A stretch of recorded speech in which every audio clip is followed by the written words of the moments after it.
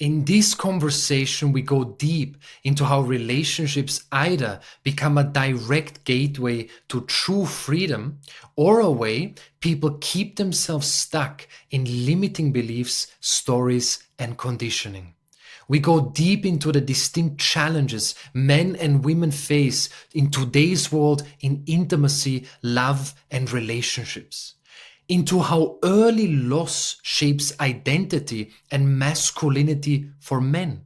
What conscious masculinity actually looks like, feels like, beyond performance, beyond rigid conditioning that men have received.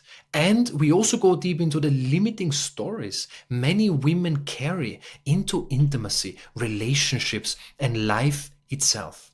We also unpack how manifesting actually works.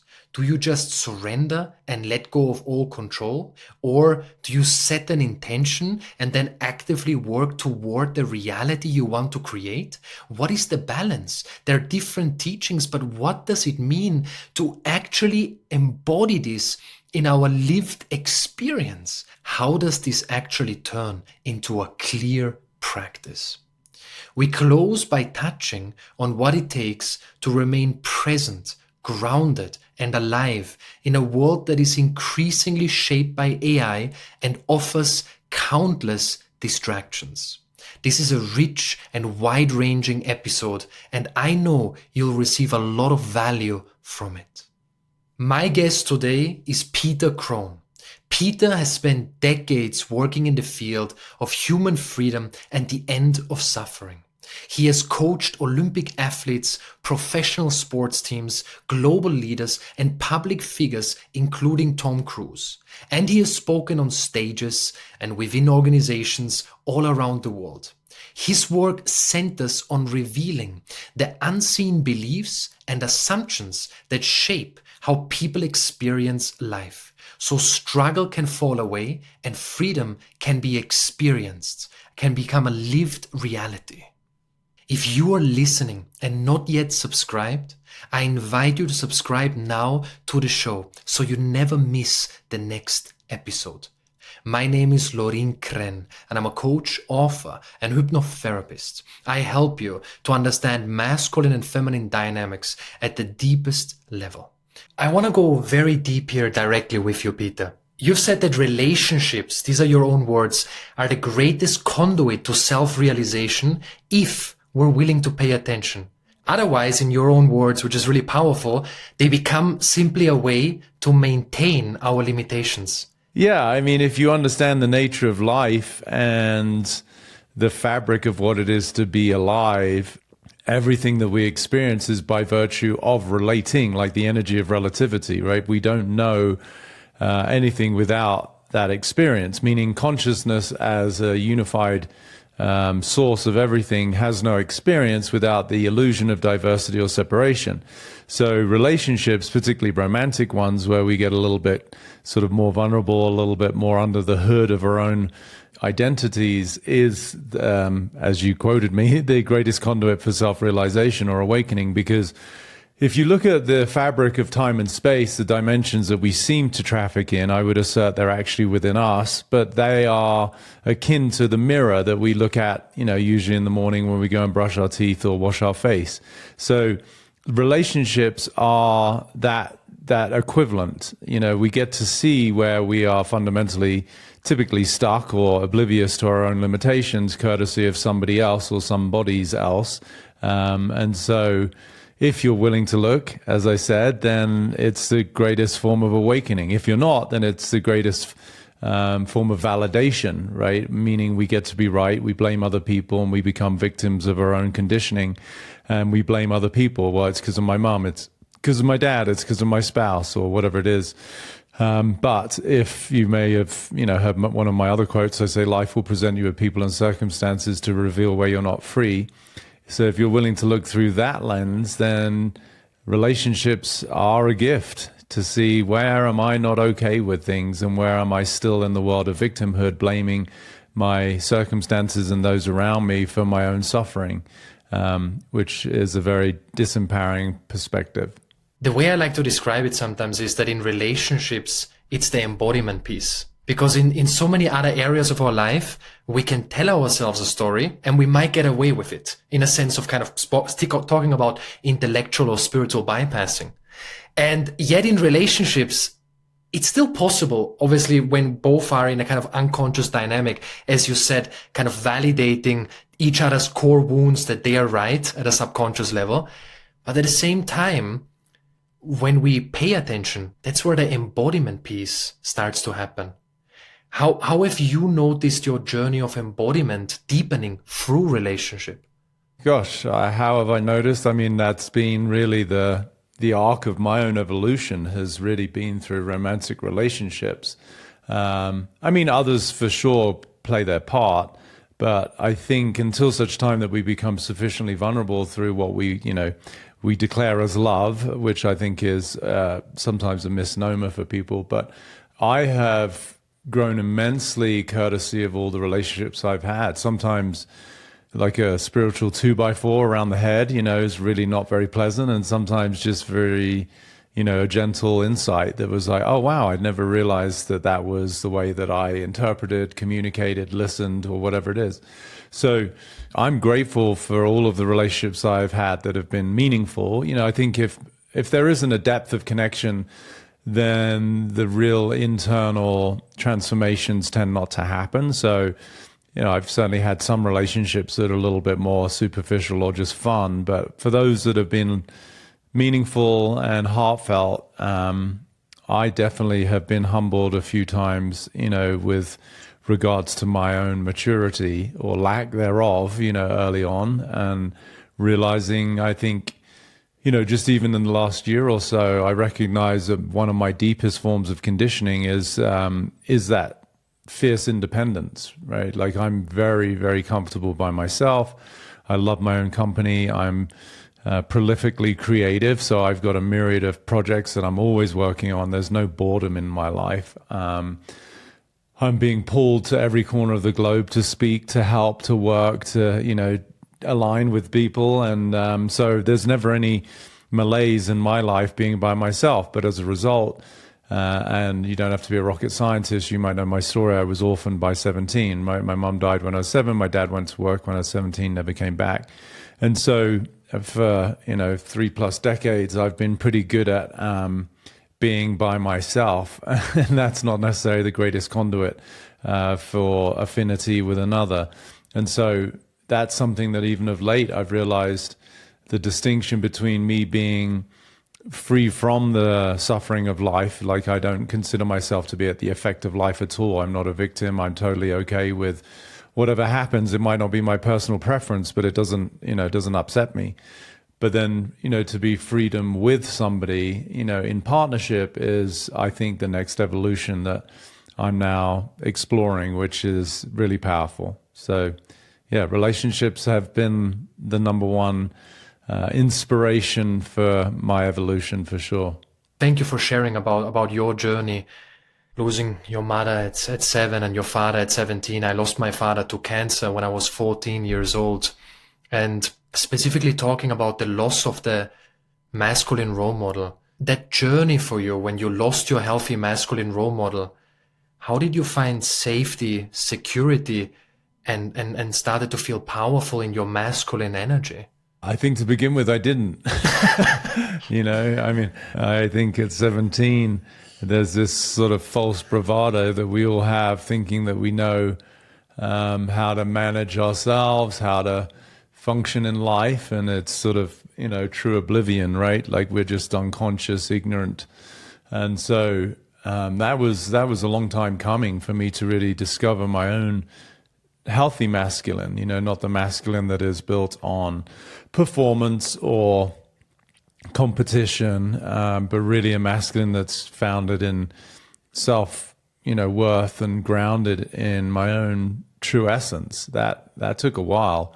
And I think it's for every man, I think it's an ongoing proposition. I'm still now looking at the different qualities of what it is to be a true authentic man, just as it is for, any woman to be a true authentic woman. I think there's so many misconstrued concepts of what it is to be a man or a woman, and it's really contaminated the natural state of being for both masculine and feminine. So it's an ongoing arc of growth for me, and something that I love to study and integrate. And, I'm now, as part of my offerings with all of my work, really developing programs to facilitate men and women to become men and women, not little boys and little girls, So it's something that I'm really excited to bring here probably in the next sort of 12 to 24 months to help people really tap into, what is the divine feminine? What is the divine masculine? What is that like? What are the characteristics? What are the behavioral adaptations,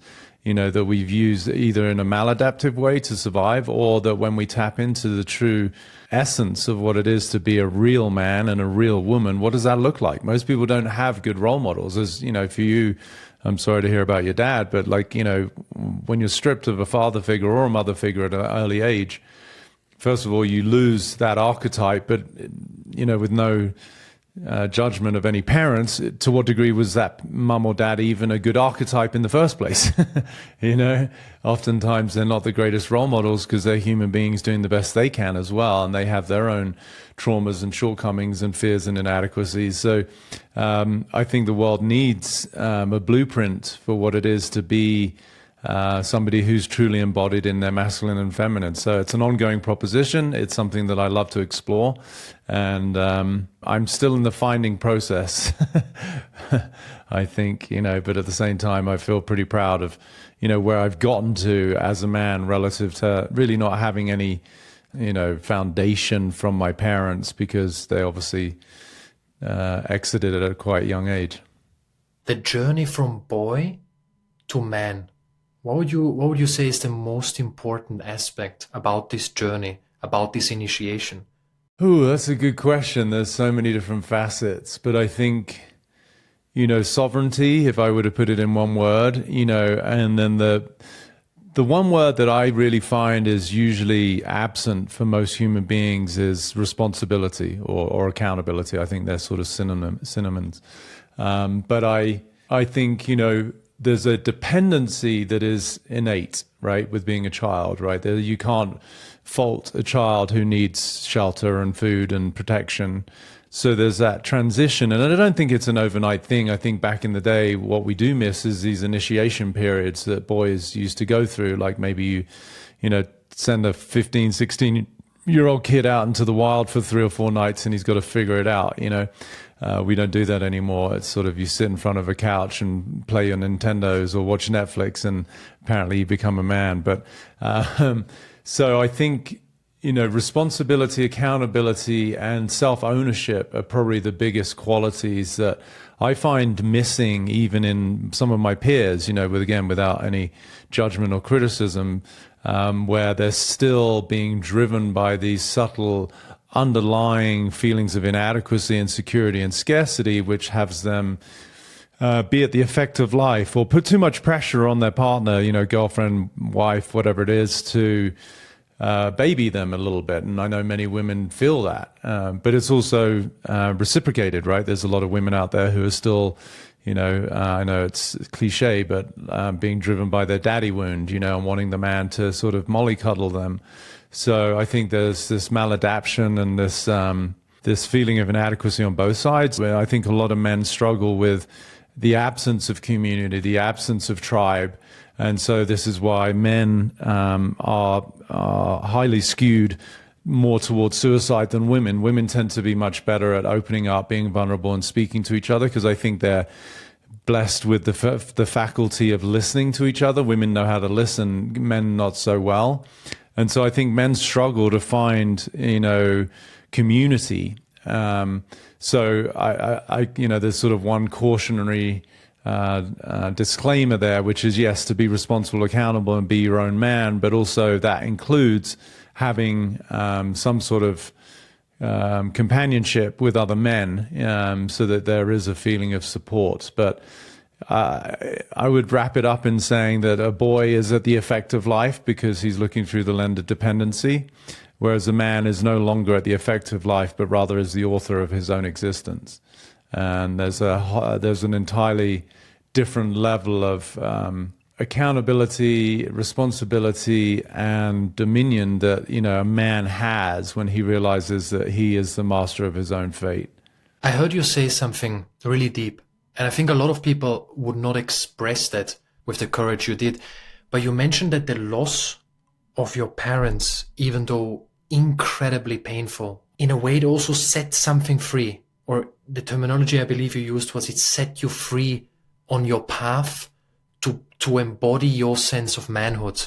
And of course you added the distinction to it that this is extremely painful and one has to work through the pain first. At the same time, we see men who still need to caretake or feel they need to caretake for their mother's emotions.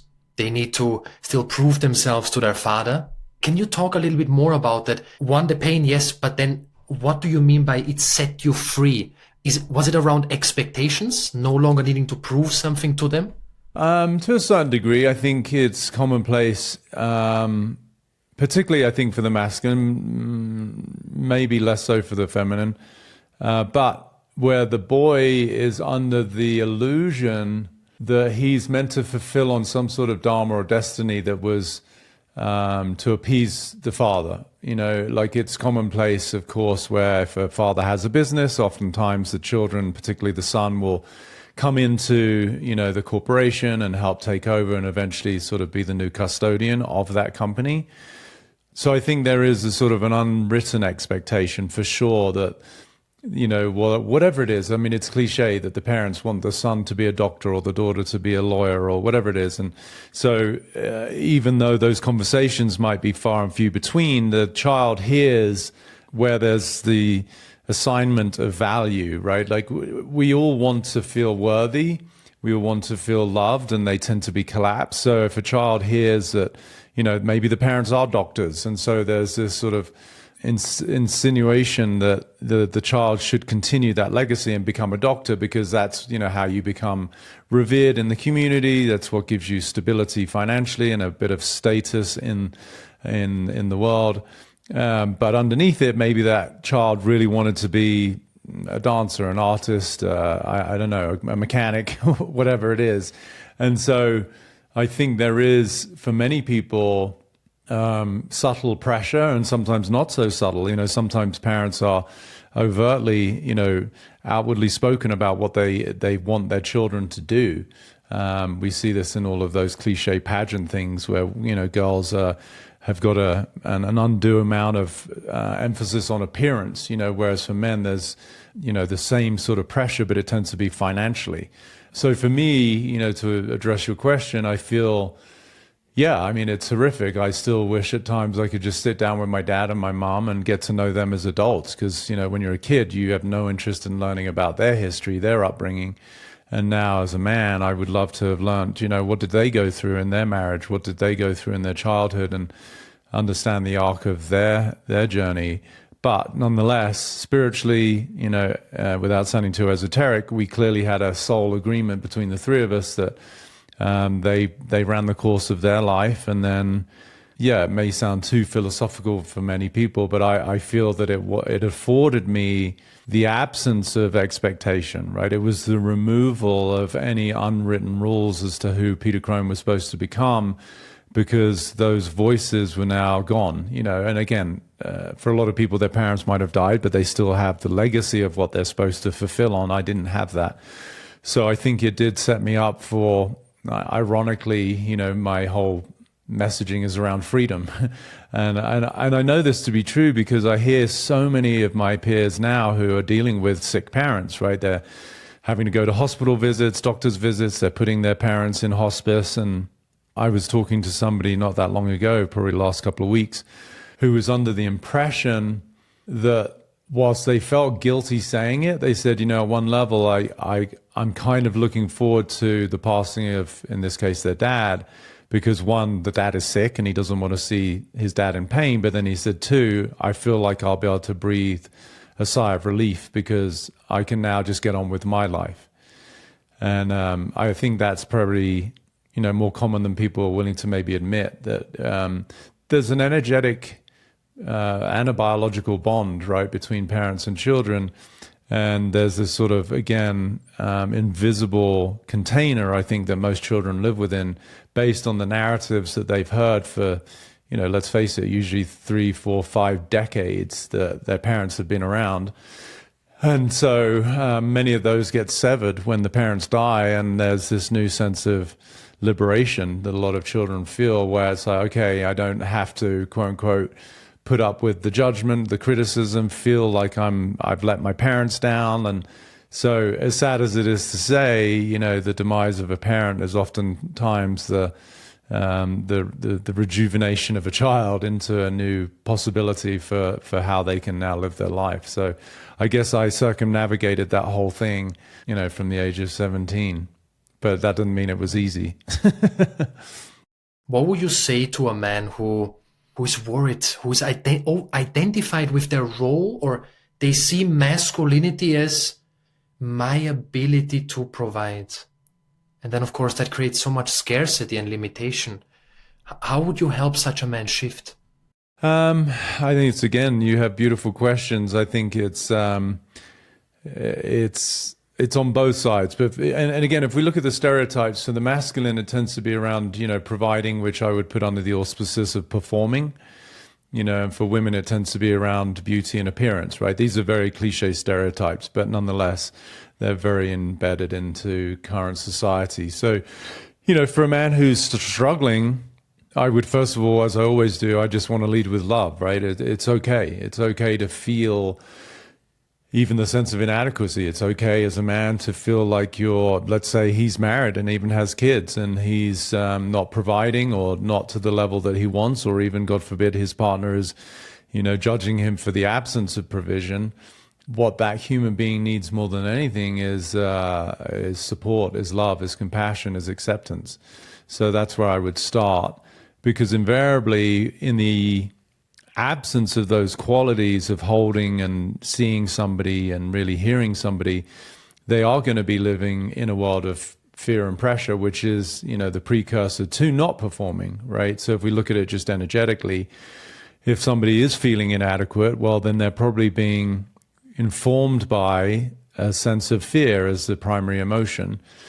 And fear is not the conduit to great performance. I've worked with probably a few hundred professional athletes, and they all know that if they're coming from a state of being scared or in any way anxious about performance, they typically don't do very well.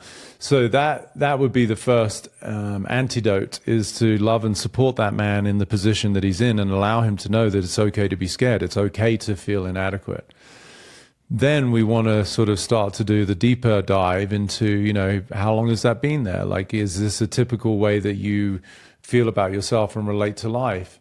And if so, when did that start? And it could be as mundane as perhaps he had an older brother who was smarter, faster, and a better academic and athlete. And so from that moment, at 5, 6, 7 years old, that man now at 47, 48, is still looking through the lens of he's less than, because that was, the conditioning that he became accustomed to growing up. And of course, it's not a truth, but it becomes this invisible prison in which that being becomes trapped. So, I think we start with acceptance and love. We hold someone for where they are. It's okay. And then secondly, we want to investigate the validity of whatever narratives and limitations are holding them back. And then, thirdly, we would want to see, well, if that's not true, if it's not true that you're less than, if that's gone, how would you feel? And typically you're going to immediately see relief. It's like, if I'm not less than, well, I can do anything. And then they start to tap into this natural embodiment of their own potentiality, and they start to become unstoppable. What I see in my practice, I work with both men and women, but I do extensive men's work. When a man is no longer identified with being the provider, and actually focuses on nervous system mastery and all the things you mentioned about sovereignty, responsibility, and that deeper liberation. We'll talk about that. You talk about the kind of becoming the best version of your limited self and transcending that limited self. Well, let's unpack that in a second. But it's when a man lives from that place, abundance comes naturally.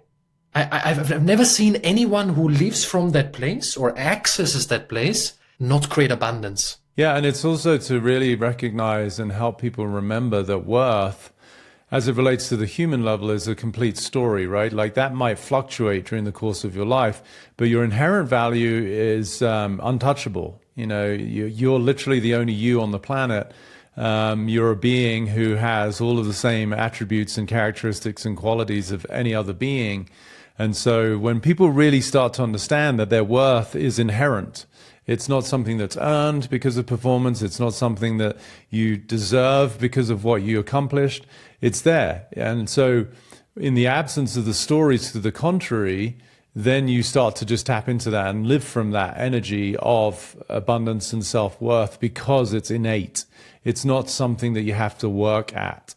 And that's, you know, part of, unfortunately, the systematic indoctrination and education of children. And we're taught that, well, if you do something good, then you get the reward, whatever it is, like clean your bedroom and then you can have the cookie.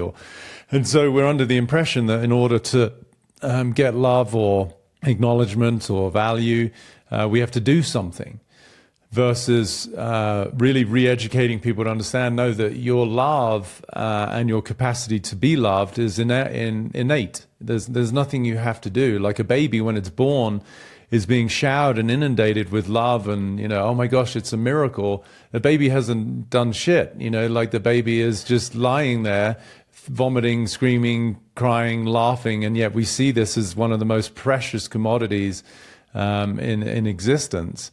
And so when people really start to correlate that same value that is the baby that they were one day, has never gone anywhere, and it's not because you didn't tidy your room or that you didn't make 6 figures this year, you know, then you start to live from an entirely different vibration, which, as you said, is the precursor to typically then, if you want, you know, manifesting material wealth outside of you, but it's got nothing to do with your own psychological story of worth.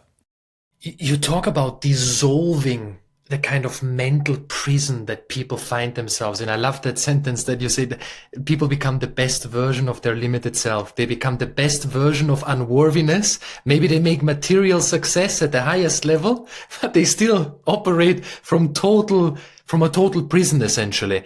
How do you help someone see, number one, that they are living from a false or conditioned identity? And number two, how do they start the process of stepping into the unknown, into the uncomfortable, or uncomfortable at first, kind of dissolving that mental prison and into the deeper essence of who they are?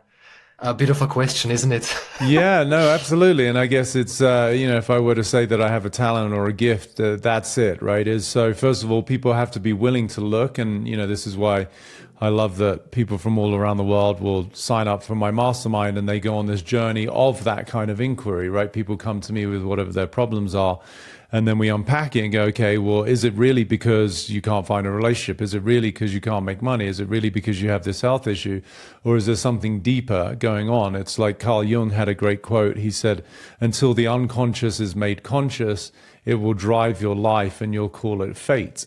Right. So this is really what we're doing, is we're bringing the unconscious to the conscious level and then helping people see, oh my gosh, you know, it's not that right now you're in this position where you feel you're never going to meet someone or you're never going to have a loving relationship. It's that from when you were a kid, you know, you were told that you weren't wanted. And so you've lived inside of that narrative, this invisible conversation for 40, 50 years. So that's how, is first of all, people have to be willing, they have to show up, they want to engage. Because you go up to someone on the street, you know, I could probably read people's energies pretty accurately. But if they're not willing to talk about it, you're just going to be met with defense and probably a few fuck yous, you know. So it's the willingness to look, and then, as I said, investigating the validity of these stories.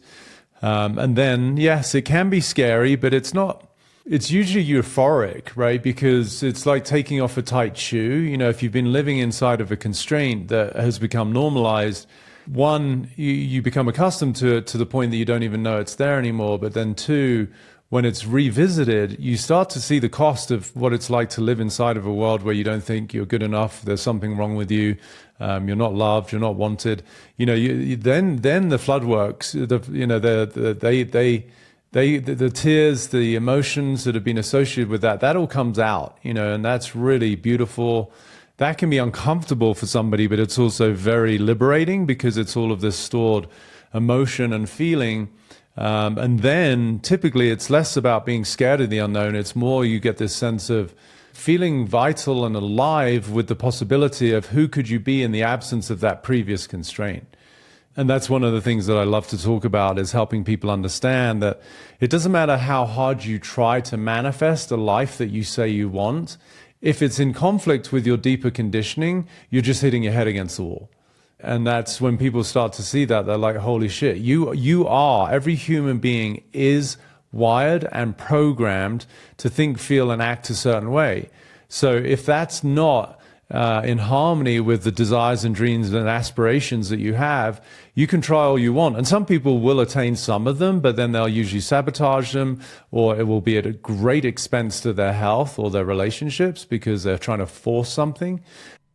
Talking about, let's say a person is doing all the work, whatever that's supposed to mean, right? They're doing all the work, they're checking all the boxes, and yet they feel stuck. Would you say then that the reason why they feel stuck is not because they're not doing enough? They are hitting the ceiling of their programming and narrative, and they need to transcend it. For sure, but there's also a slightly more insidious part to that. So it's not just that what they're doing is hitting their ceiling, but the reason they're doing what they're doing is because of their limitations.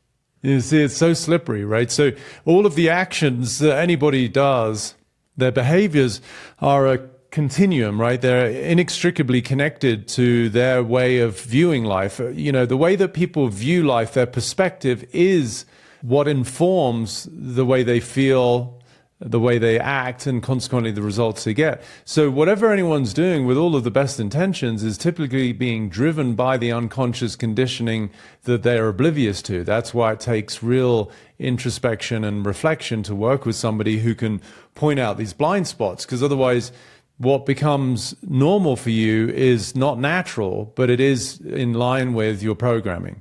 So even the behaviors sometimes to mitigate or reconcile programming is reinforcing programming.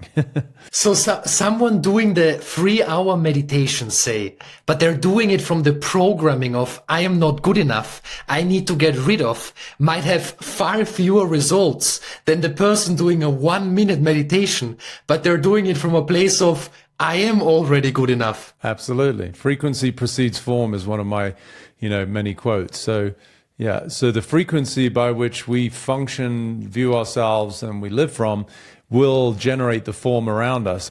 It's profound when you can see that the conditioning that people have is undeniably the precursor to all of the circumstances of their life. So if you want to change your reality, which everybody does, right? Everybody's got something they want to change: their body, their relationships, their finances, their purpose, their job, their home. But usually what people are doing is they're trying to change their circumstances without looking at who they are that created them in the first place.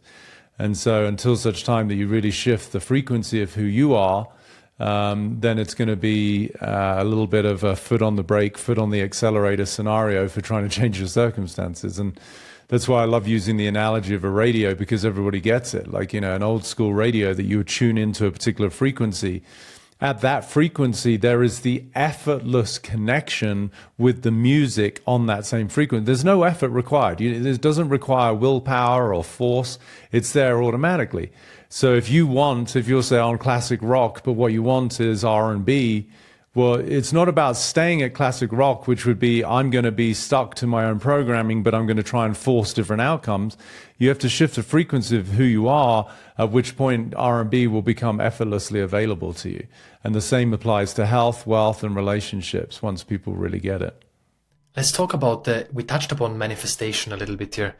Let's talk about that sacred tension between everything is my responsibility and also I let go of control and surrender. You said something powerful. I heard you say, it's not all up to us. And there is obviously also, as you say, a responsibility for creating our reality. How do we find the balance or the alignment between the two? What does it really mean in practice to surrender, but at the same time also work toward, let's say, attracting a divine counterpart or anything else? I think you used the word there yourself, which is alignment, right? We're co-creators. We're not silos. It's not all up to us, but nor are we just victims of life. And so to find that sweet spot of co-creation, and really to continue the analogy of the radio, the only illusion I would say is time, where people become impatient. They're like, yeah, but I really want this. I've done the work. Again, whatever the work is. But then it's like, to what degree does something become actually present in your life is just the illusion of time. So if something is not there, then typically, one, the frequency hasn't shifted, authentically. It might be a masquerading frequency. You look like a spiritual person on the surface, but at home, you're incredibly derogatory and angry towards your children or your spouse. So there's an inauthenticity at play. So that's the first thing to recognize, is to what degree am I truly inherently vibrating at the frequency that is reflective of the life that I wish to have. Then, if you really are embodying that, the only illusion is time. And so I often say, in the arc of somebody's evolution into what I would consider this new type of human being, then two of the hardest lessons at the end are trust and patience. So if I have done the work to transcend and dissolve the constraints of my own suffering, now it's almost like this no man's land for a little while, where I've come out of the world of survival, which is what everyone's programmed to live within, just trying to make it through life. And now I'm sort of in this little bit of a holding pattern until I start to align with what I would call soul-driven motivations versus ego-driven motivations. Most people's will to live is driven by survival, right? They're trying to keep up with the appearances that were bestowed upon them by their parents or society. They're trying to garner love and acceptance from their peers. They're trying to, as we discussed earlier, establish a sense of worth by performance, but it's all survival-based. When you let go of that, you step into a world where you're driven more by a calling, by a sense of purpose. Your intuition is, oh, hang on a minute, it doesn't have to be that hard. I've always loved to dance or express myself in music or art, or I've always felt a calling to help third world countries or kids who are starving. And once it becomes this more innate feeling of creativity, then it's just a matter of letting life align with that, and that can be that last challenge, which is patience. So that is the shift, though, to come from a world that is driven entirely by surviving because of the world of fear and limitation that most people are by default still stuck in, and then aligning with something that is more natural. It's the qualities of the soul that you are that has a feeling of joy. It has a feeling of freedom. It's not based on anything. Most people's will and motivations have an agenda. I'm doing something because, I go to work even though I hate my job because I have to pay my mortgage and put food on the table. And I'm not saying that's, an invalid way to live. It's just an exhausting way to exist. So that's the transition from a world that is built on limitations, fear, and then leads to surviving, to the world that is, driven by living from the experience of our true essence, which is, freedom, love, and possibility are the words that I always use. There's something you said there around a person transcending or starting to transcend their limitations. They start to access this higher state of awareness, for lack of better words or whatever terminology we want to use. And then it's up to trust and patience. I think that's really important for the listeners, because some people then say, why is it not here yet? Oh, I feel this liberation, but it's not here. So now I'm going back to limitation. Yeah. And that's what I said. They're the two. I know for myself, however, I've done this now for close to 30 years. And at the beginning, there was this euphoria. There's this sense of complete and utter freedom that cascaded through every cell of my body, where I truly experienced a version of myself and life that I did not know was even available to me.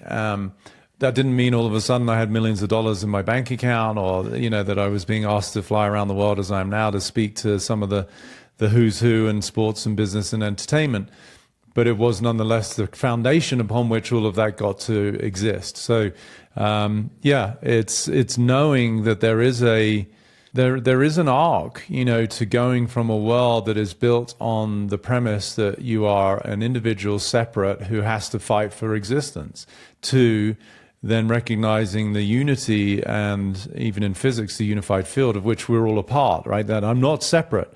And that is, for a lot of people, that's very confronting, because it goes against everything that we've known. The cognitive dissonance that people experience of like, wait, what? Like my father didn't really hate me because I never saw him from the age of 3 to 23. Yeah, and you start to understand the conditions by which your life has come into existence. And then there's a little bit more humility. So having trust and patience is part of the arc. Sometimes it's instantaneous. I mean, I've worked with people who, after a conversation, the very next day, they found some news or they received an opportunity that was never going to be available to them in their previous frequency. And then other things take a little bit of time. And so that to me is part of the beauty of what it is to be human and go on this journey of sort of cosmic hide and seek, where we step into different iterations of ourselves and constantly die to those that are previously limiting us, but then having, the wherewithal to realize that my shift is the precursor to life rearranging itself around me, and sometimes that does take a little bit of time, and to even enjoy that process, because if we're given everything instantaneously, I think the value that's associated with it becomes, compromised. It doesn't mean so much anymore. And I think there's something beautiful about, doing the work internally ourselves and then trusting the process, because that builds confidence. It builds companionship with life itself. It's like, okay, forgive me, I didn't have enough faith there to begin with, but, you still delivered the more that I stuck with my deeper intuition and knowing that it's all going to work out. I think we're touching really on the word surrender here as well. Maybe a slightly poetic question, but I feel that in the surrender of the heart, as a man specifically, that kind of masculine journey of the surrender of the heart, the warrior of devotion, the warrior of love, there is the feminine quality and energy to it, but there's also this immense courage, almost a kind of deep masculine strength in that surrender. How did you experience that surrender, and did you experience that as a sense of strength inside you? I did. The exercise I take, usually my athletes, because they're sort of the pinnacle of performance in what they do, is I take them through an exercise where I ask them the question that they, more a statement that I ask them to repeat, which is they say, I am forceful. And then they have to feel that in their body. What does that look like? How does that manifest in their performance? And typically, not always, but I would say 99% of the time, the words that come back are, I feel like I'm pushing, I feel tense, I'm trying hard, I'm squeezing, these words that are related with maybe a resistance and an effort, right? And then I say, okay, and now I want you to say the following: I am powerful. And immediately, usually, I might even have them have their eyes closed. I typically see their face soften, their shoulders relax. And they go, I feel very calm. I feel very still. I feel grounded. I feel unmovable. And so they, to me, as words, are really the ability to distinguish between what you tapped into, what you're talking about, the strength of surrender versus maybe the apathy of surrender. Like a lot of people can surrender, but really it's not a genuine surrender. It's an apathy that is more to do with, resignation or lethargy or quitting. That's not powerful at all. And so, that's unfortunately one of the things that a lot of humans fall into is, in lay terms, well, fuck it, I don't give a shit. Which is really pouting. It's really, a child who is disconnected, who feels weak. And so that's the antithesis of the force that we want to tap into, or rather the power that we want to tap into, which is, the the sovereignty, going back to those words, and the responsibility, the accountability of being a powerful man, yes, there's a surrender, but it's not a surrender that is based in quitting or giving up. It's a surrender that is based in harmony. It's a surrender that's based in alignment with the forces of the universe that obviously we pale in comparison to, but nonetheless we're a part of, right? We're not separate to. And so when we recognize that, the surrender is really an alliance with the force of nature. It's not the apathetic sort of differentiation from it.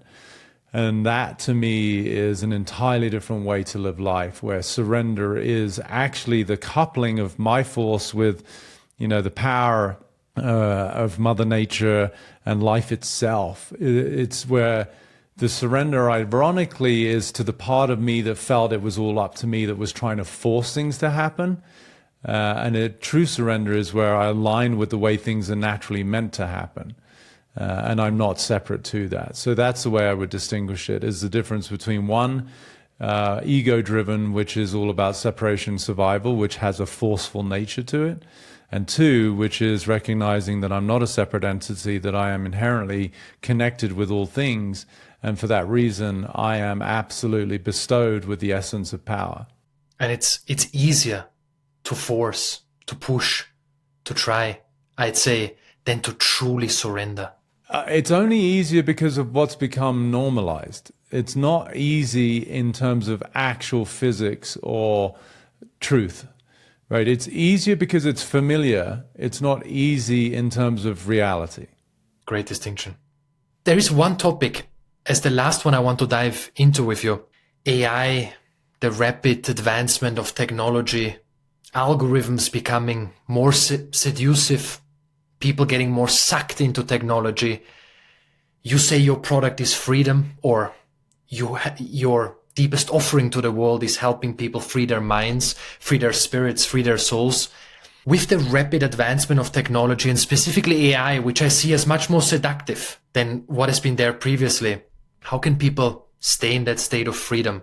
It's a great question. I think it's no different than the seduction of a romantic relationship, the seduction, as we touched on before, of the feeling of being somehow aligned with parents, and the underlying sense of loyalty that one feels, even if it's against their own intuition. It's just another means of relativity, which is how we started this whole conversation about relationships, is the means by which we get to see ourselves. So who are you in communion with AI? Who are you in those dialogues? What is the underlying agenda? What are you looking to discover? Are you looking for a reflection of self-worth because you lack it? Are you looking for a sense of security because you live in a world where you don't feel safe? So really, rather than again becoming too sort of bamboozled by the outside world, which, as you said, can be very seductive. I mean, we've got people who are trained in the art of manipulation, all of these psychological operations that exist in the world that we have seen, especially over the last few years. These are multi-billion-dollar campaigns where you get the consistent programming from news channels that will say the same thing until such time that people are really brainwashed to believe something about a political figure or, a celebrity or whatever war's going on. The divide and conquer methodology is very, very alive out there in the world. So I think it's for somebody to be able to just take a beat, going back to trust and patience, which is, before you engage in anything, whether it be a physical relationship with another human or a digital relationship with AI, is, really check in with yourself and ask, what am I trying to accomplish here? Because typically it's not so much something that I'm wanting to proactively create, but rather it's a reaction to something that I feel is missing. And if I'm being driven by something that is lacking or that is wrong, then I'm only going to reinforce that. And so it's the ability, again, for self-reflection. I mean, all of it, as I said at the beginning, is really a mirror for our own revelation. I've often used the expression that life is revelatory. It's not so much about discovering something out there, but really uncovering the nature of who we are. And so use your neighbor, use your kids, use your parents, use your best friends, use your office, colleagues, use AI. It doesn't really matter. Whatever means of interaction and communication you're using, if it's done correctly, will be the catalyst for you to discover something about yourself. But if you make it about what's out there, then you're missing the point. So I have no problem with AI. I know people have all of their concerns and considerations. I think it's just another extension of the human psyche. And so to what degree you want to understand that and use AI as maybe for some people actually a really more profound way of self-discovery, because they don't have the social shortcomings and implications of shame and embarrassment that they might have with their colleagues asking the same questions. It's almost like a safe space, right? To have a dialogue where you don't feel judged because you're just interacting with technology. So at one level, I think AI is wonderful because people get to be more self-expressed. They're going to be less self-conscious, which means they're a little bit closer to the truth. But then just be conscious of how those conversations are leading you to, your own revelations. Are they yours, or are they being sort of superimposed by technology? I mean, we've heard the story, I'm sure you have, of how ChatGPT, really talked some kid into killing himself, right? But to what degree is that really the quote unquote problem of technology, or like any kind of external mechanism we use? You could look at drugs or alcohol in the same way, right? That it really amplifies somebody's underlying narrative. So to what degree did that kid already have some sort of inbuilt, self-destructive programming that AI just reflected? And that's a question. I'm not making that as a statement. So with regards to how we all interact with AI, I would invite people, just as they would with a partner, a loved one, or a friend, what is the underlying motivation? Where are you being informed from? What is the underlying conditioning that has you pose these questions or create these behaviors that really is a reflection of you that you're here to discover, versus just to confirm or amplify because of some external conversation with technology? That would be my invitation. I think it's a powerful invitation because it's a different perspective also. And I think you talked about it already. That fear narrative of, the next thing, now it's AI and this, but 5 years later, there's another thing and there's another thing. And you're saying, from what I'm hearing, is if you're looking into the outside world, you're missing the point. It has always been your relationship to the thing, whether that's in 1780 or now or in 100 years, the work that needs to be done remains the same, so to speak. The medium by which we get to see it is just becoming more elaborate. Right. So before, you lived in a village, you didn't get to travel around the world, you weren't jumping on airplanes to go to a different continent. You really were just reliant on the conversations that were maybe from your elders and the wise people in the tribe, or, for whoever was the person that you're building a barn with, or whatever it was. Right. So now the means by which we get to interface with different types of conversations has just become, more sophisticated. That's it. But then if you recognize the benefit of that and you look through the lens of, to what degree can I utilize these mediums to better understand myself, well, have at it. That's the gift. You have more means of self-reflection. It's like, I work with a bunch of athletes, right? And some of the technology that I saw happen, for example, I started working with PGA Tour golfers, back in, 2007 or something. And, back in the day, like the way that they would capture golfers and swings and stuff was, it's a TV camera and that's about it. Then they got, TrackMan, and they could like measure, the speed and the distance. And now they start to include that on the TV broadcast where you can see the line of where the golf ball's going. And then they would also suddenly have, I remember on some of the tee boxes, I think about 30 cameras that were in an arc around a guy hitting the golf ball, so that then they could portray every particular angle and move, in 3D real time, the perspective that the viewing audience is able to watch the swing. Whereas before it was just, head on or from behind, and that's it. So what does that do? It gives you more perspective. It gives you more angles to be able to understand something, which even in the realm of science or anything to do with physics gives you more information. So AI and all of these different forms of advanced technology that we get to interact with now it's akin to just giving you a greater number of perspectives on yourself, which then to me helps you to better understand who you are. Because otherwise it was just, your mum would say, no, you're wonderful. And your dad would say, no, you're a punk, and it's like you got these two perspectives to work on. And, what are you going to do with that, right? Like whoever's the most dominant in the figure in the family is the one that you would probably like lean towards. Whereas now it's like we get inundated with a myriad of different ways of understanding who we are. That can at times be overwhelming for sure. That can be even more confusing. But if you're willing to sit quietly and really feel intuitively into which ones resonate the most, then to me, it's a much more accurate way for self-realization and discovery. For people wanting to dive deeper into your powerful work, where's the best way for them to connect with you and your work? The best place to find me on social media, it's all just my name, Peter Crone. So Instagram is @Peter Crone. I think Facebook, Peter Crone, the Mind Architect, and then petercrone.com. If people want to go deeper, my two biggest offerings are the membership, which is a very easy lift. It's super affordable. If you want to just go through 100 plus hours of content on how to free your mind, how to free your relationships, what is financial freedom, there's just a ton of courses. Or the most profound way to engage with me is my 3.5-month mastermind, which I lead for 30-something hours over 8 modules and go into all of the intricacies of what it is to be human and coach people. And that to date is my most successful, profound, and enjoyable journey for people who really want to break free. Thank you for being here. If you're listening and you're not yet subscribed, I invite you to subscribe now, so you don't miss the next episode. It is an honor to be of service on your journey.